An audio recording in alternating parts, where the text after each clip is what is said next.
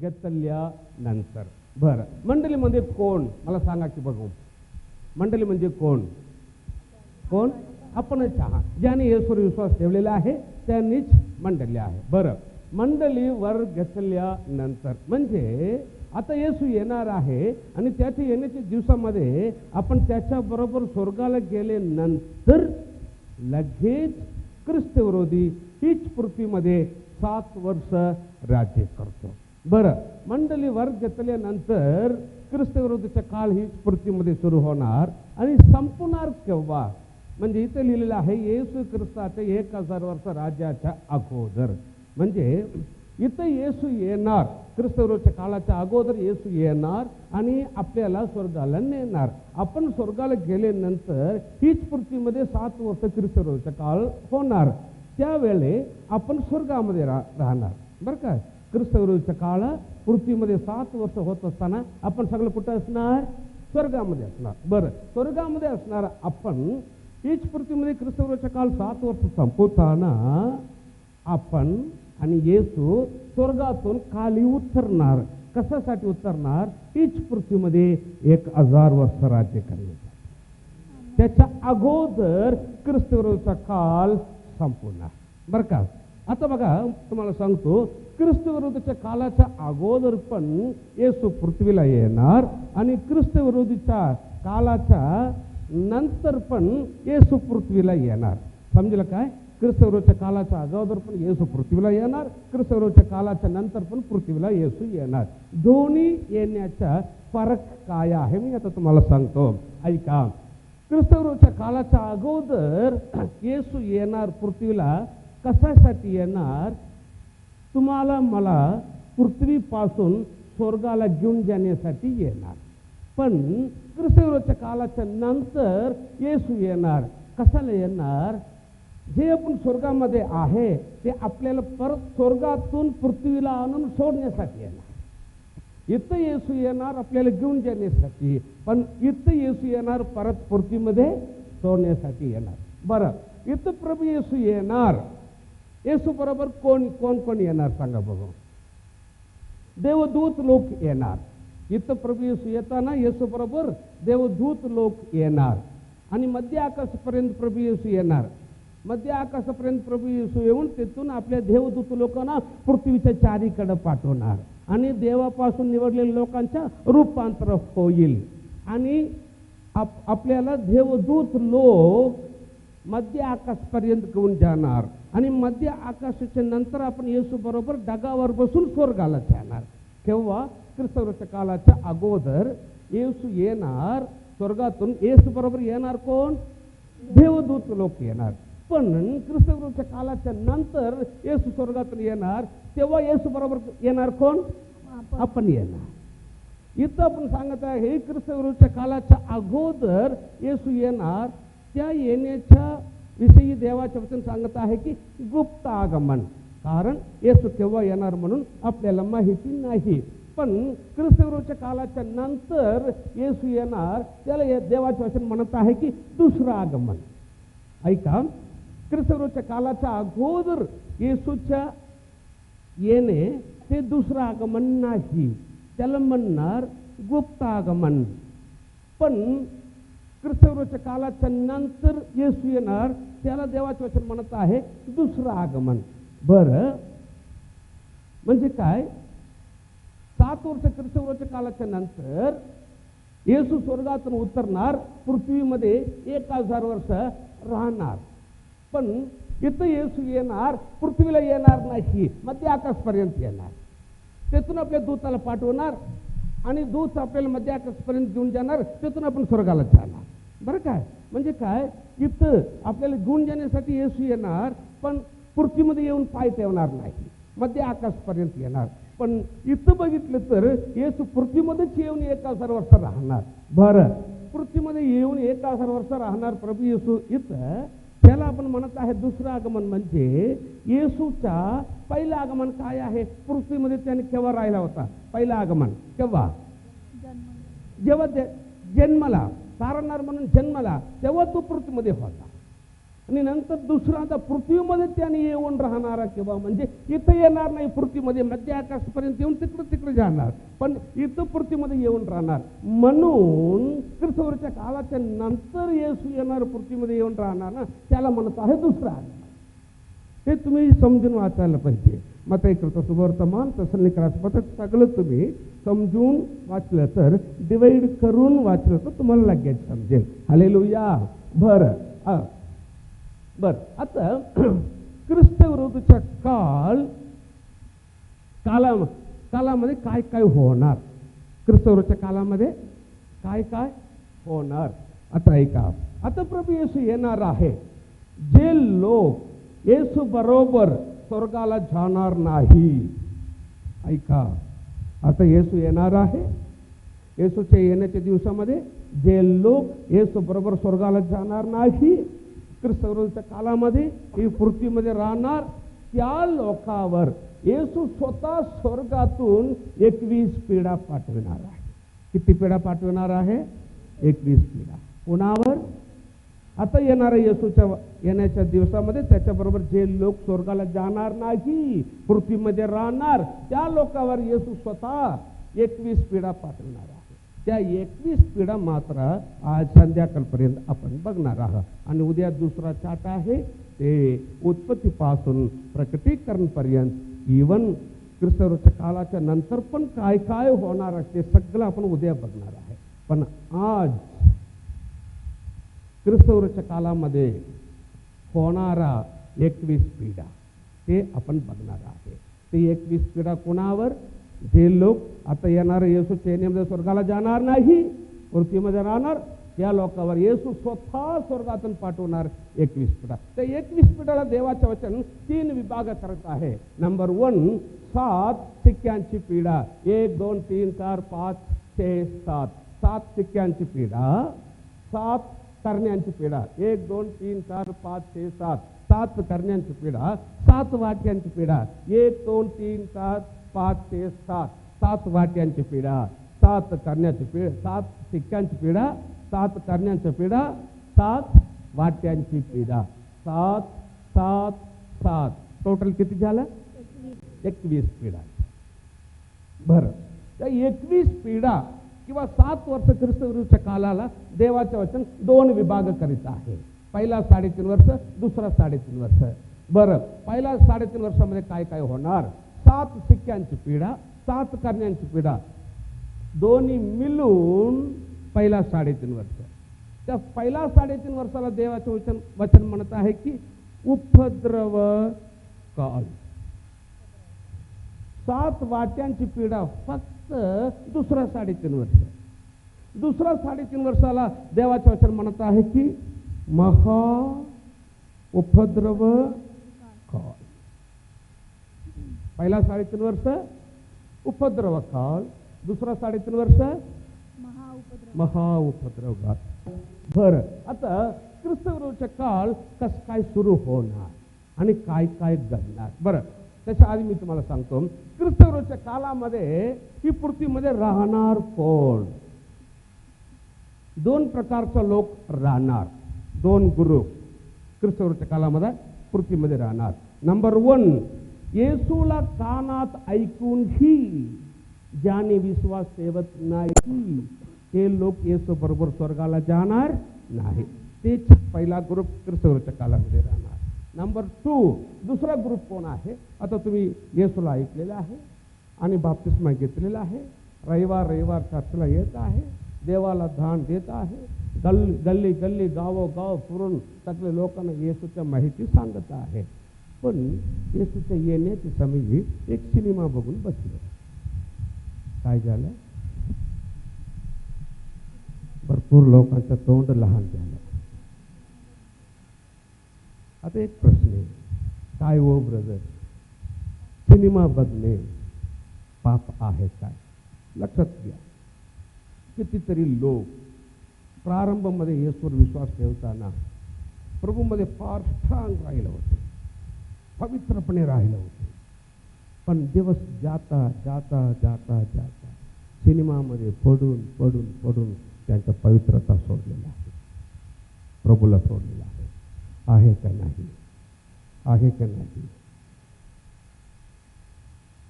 काही लोक सांगू शकतात, ब्रदर आम्ही सिनेमा बघणार नाही हो, फक्त म्हणा की मोठ्याने तुमचा आवाज येऊ द्या कॅसेटमध्ये, व्हिडिओमध्ये, फक्त सिरियल बघा. सिनेमा तुम्हाला 3 तासामध्ये सोडून ठेवा, पण सिरियल 3 महिना झालं तरी काहीतरी म्हणतात 3 वर्ष 3 वर्ष झालं तरी तुम्हाला सोडणार. प्रियानो, येसूच्या येण्याच्या वेळामध्ये तिथपर्यंत तुम्ही पवित्रपणे राहिला होता, बाप्तिस्मा घेतलेला आहे आणि देवाला दान देत आहे, पवित्रपणे राहत आहे. पण येसूच्या येण्याच्या वेळी एक सिनेमा, एक सिरियल, एक इंटरनेटमध्ये देवाला न आवडलेली गोष्टी बघायच्या, बोलायच्या. अजून मी तुम्हाला सांगतो, येसूच्या येण्याच्या दिवसामध्ये तुम्ही न जाता ख्रिस्तवरच्या काळामध्ये पडून उपद्रव भोगण्यासाठी सिनेमा नको, सिरियल नको, इंटरनेट नको, तुमच्या हातात असलेले सेलफोन बस. सगळं काही आता सेलफोनमध्ये आहे. जागृत राहा. बरं, ख्रिस्तवरच्या काळामध्ये राहणारा दुसरा ग्रुप कोण आहे? येसूच्या येण्याच्या वेळेमध्ये मागे गेलेल्या विश्वासी लोक, ते दुसरा ग्रुप. पहिला ग्रुप कोण आहे? येसूला कानात ऐकूनही विश्वास न ठेवलेले लोक, ते पहिला ग्रुप ख्रिस्तवरच्या काळामध्ये राहणार. दुसरा ग्रुप येसूच्या येण्याच्या समयी मागे गेलेल्या विश्वासी लोक, दुसरा ग्रुप. हे दोन्ही ग्रुप ख्रिस्तवरच्या काळामध्ये राहणार. त्यांच्यावर ख्रिस्तविरोधी 7 वर्ष राज्य करतो. बरं, आता ख्रिस्तवरच्या काळ पृथ्वीमध्ये कसं काय सुरू होणार आपण बघूया. एक वचन वाचून आपण तेसलोनिकरांचे पहिले पत्र, त्याच्यामध्ये अध्याय 4 वचन 13 ते 18 पर्यंत मोठ्यानं वाचू. बंधुजन हो, झोपी गेलेल्या लोकांविषयी म्हणजे कोण? मेलेले लोक. झोपी गेलेल्या लोकांविषयी तुम्ही अज्ञान नसावे अशी आमची इच्छा आहे. यासाठी की ज्यांना आशाच नाही अशा बाकीच्या लोकांसारखे तुम्ही खेद करू नये. बाकीच्या लोकांमध्ये घरामध्ये कोणीतरी मेलं तर ते भरपूर रडणार, माती घेणार आणि डोक्यात घालणार, भरपूर रडणार. तुम्ही असं रडू नका. असं बाकीच्या लोकांसारखं, अन्य लोकांसारखं तुम्ही खेद करायचं नाही. ज्यांना आशा नाही असा बाकीच्या लोकांसारखं. म्हणजे काय, तुम्हाला आशा आहे. काय आशा आहे? माझ्यापासून निघून गेलेल्या, मरून गेलेल्या माझ्या नवरा असू द्या, बायको असू द्या, किंवा लेकर असू द्या, आई वडील असू द्या, अजून थोडा दिवसाने देवाच्या राज्यामध्ये त्यांना मी बघतो, त्यांच्याबरोबर मी बोलतो, त्यांच्याबरोबर मी देवाची स्तुती करतो, असा आशा तुम्हाला मला आहे. म्हणून ज्यांना आशा नाही त्या बाकीच्या लोकांसारखं तुम्ही रडू नका. रडा नको म्हटले नाही, पण कसं रडायला पाहिजे? एक आशाने रडा. कसा आशा? मी परत बघतो, मला सोडून गेलेल्या माझ्या घरच्या लोकांना परत बघतो, त्यांच्या बरोबर देवाच्या राज्यामध्ये मी बोलतो आणि देवाच्या स्तुती करतो. असा आशाने रडा. पुढे वाचूया. हा, कारण येशू मरण कारण पावला येशू मरण पावला व पुन्हा व पुन्हा उठला. असा जर आपला विश्वास आहे असा जर आपला विश्वास आहे तर त्याप्रमाणे येशूच्या द्वारे जे झोपी गेले येशूच्या द्वारे जे झोपी गेलेले आहे, बाकी लोक नाही, रस्त्यामध्ये जाणार येणार नाही. येशूवर विश्वास ठेवून बाप्तिस्म घेऊन त्याच्या मार्गामध्ये चालणार लोक येशूच्या द्वारे जे झोपी गेलेले आहे त्यांना देव त्यांच्या बरोबर आणील. पुढे वाचूया. प्रभूच्या वचनावरून आम्ही हे तुम्हाला सांगतो की प्रभूचे येणे प्रभूचा येणे होईपर्यंत जे आपण जिवंत आहे जे आपण जिवंत असे उरू ते आपण झोपी गेलेल्यांच्या आघाडीत जाणारच नाही. येशू येताना जिवंत उरणारा आपण म्हणजे काय? रस्त्यामध्ये जाणार येणार नाही, विश्वास ठेवलेले लोक आपण म्हणजे विश्वासी. आता येशू येताना प्रभू मध्ये मेलेले लोक उठणार, बाकी लोक उठणार नाही. बाकी लोक केव्हा उठणार? शेवटच्या न्यायाच्या दिवशी उठणार. पण आता कोण उठणार येशूच्या येण्याच्या मध्ये? प्रभू मध्ये मेलेले लोक पहिला उठणार आणि नेक्स्ट सेकंड प्रभू मध्ये जिवंत असलेले आपल्या रूप बदल होणार. आपण उठलेले लोक दोन्ही एकत्र होऊन येशू बरोबर स्वर्गाला जाणार. पुढे वाचूया. कारण आज्ञाध्वनी आद्य देवदूतांची वाणी देवाच्या दुतारीचा नाद होत असता प्रभू स्वतः स्वर्गातून उतरेल आणि ख्रिस्तामध्ये जे मेलेले आहेत तेव्हा ख्रिस्तामध्ये जे मेलेले आहे, बाकी लोक नाही, ख्रिस्तामध्ये जे मेलेले आहे ते पहिल्याने उठतील. नंतर म्हणजे नेक्स्ट सेकंड ते उठल्या नेक्स्ट सेकंड जिवंत उरलेले आपल्या रूप बदल होणार. आपण म्हणजे काय? रस्त्यामध्ये जाणार येणार नाही, विश्वास लोक ते उठणार आणि जिवंत उरलेले आपल्या रूप बदल होणार आणि आपण त्यांच्या बरोबर म्हणजे कुणाच्या बरोबर? उठून आलेल्या लोकांच्या बरोबर. आपण उठून आलेल्या लोकांच्या बरोबर प्रभूला सामोरे होण्यासाठी मध्य आकाशापर्यंत आलेल्या प्रभूला सामोरे होण्यासाठी मेघारूढ असे अंतराळात घेतले जाऊ आणि तसेच सदा सर्वदा